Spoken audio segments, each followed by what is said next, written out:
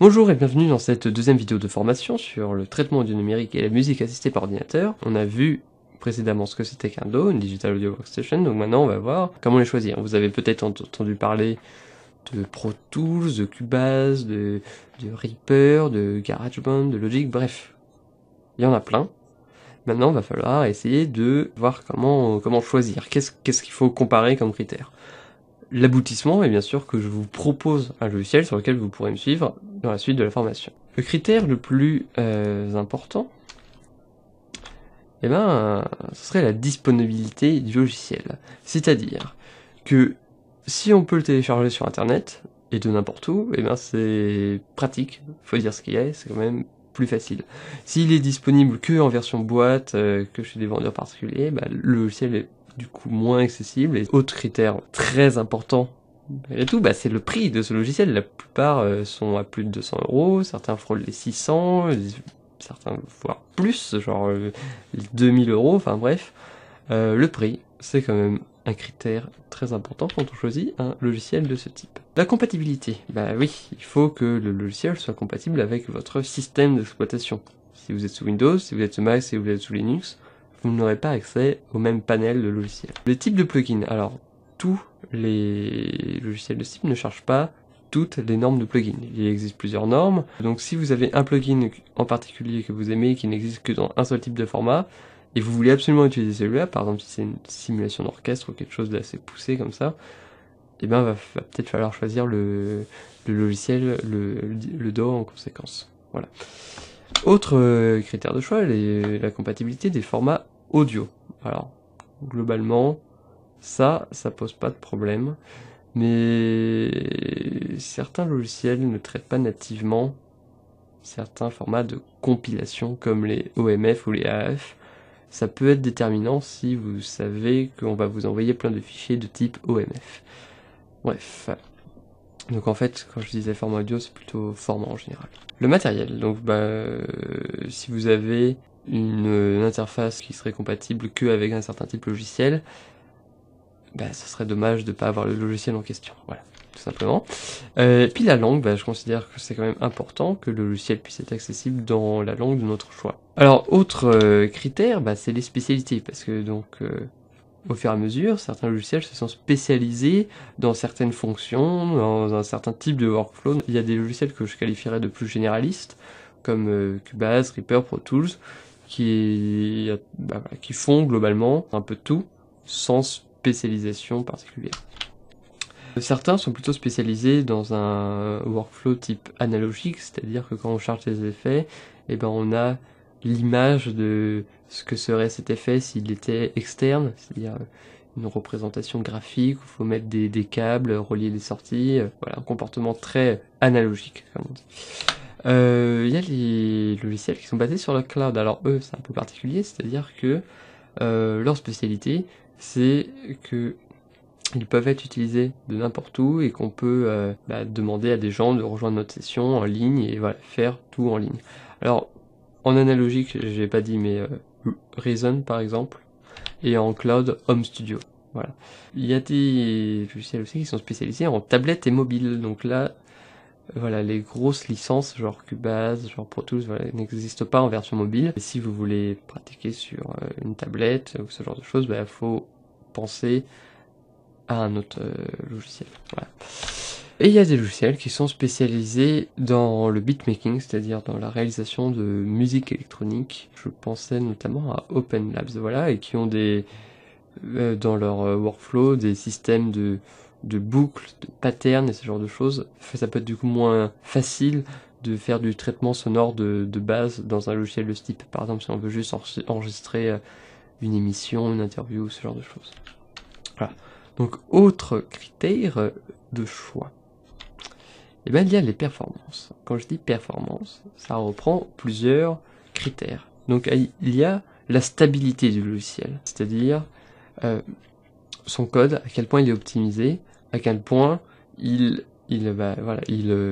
répond aux demandes des environnements dans lesquels il est lancé, c'est-à-dire est-ce qu'il va pas trop bugger, tout simplement. Si un logiciel est instable, du coup c'est un peu pénalisant, voilà, s'il faut le relancer toutes les 10 minutes parce que il bug ou ce genre de choses. Sachant qu'il y a des logiciels qui peuvent être très stables sous une plateforme, mais quand ils sont portés sous une plateforme, ils sont moins stables parce que c'est un peu en test ou pas leur plateforme native, enfin bon.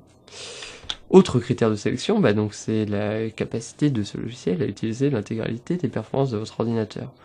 Si vous avez un ordinateur 64 bits et que le logiciel existe en 64 bits, vous pourrez avoir, c'est beaucoup mieux parce que vous pourrez avoir accès à toute votre RAM et pas être bridé à 4 Go et bref, c'est un critère à prendre en compte. Il y a aussi la vitesse d'exécution des commandes qui dépendent bien sûr de la quantité de RAM utilisée par le logiciel. Est-ce qu'il est capable de se lancer rapidement? Est-ce qu'il n'est pas trop lourd? Est-ce que quand on fait une fonction, ça prend pas 5 minutes pour être pris en compte? Est-ce qu'il est capable de traiter les choses de manière non destructive? Enfin bref, on reparlera de la non-destructivité plus tard. Mais bref, autrement dit, les performances tout simplement d'un logiciel, c'est quand même important. Autre critère de sélection, les limitations, c'est-à-dire qu'il y a des versions de certains logiciels qui existent, qui sont moins chères que la version de base, mais qui seraient limitées, par exemple à un certain nombre de pistes, à un certain nombre d'effets par piste, et ça peut être gênant.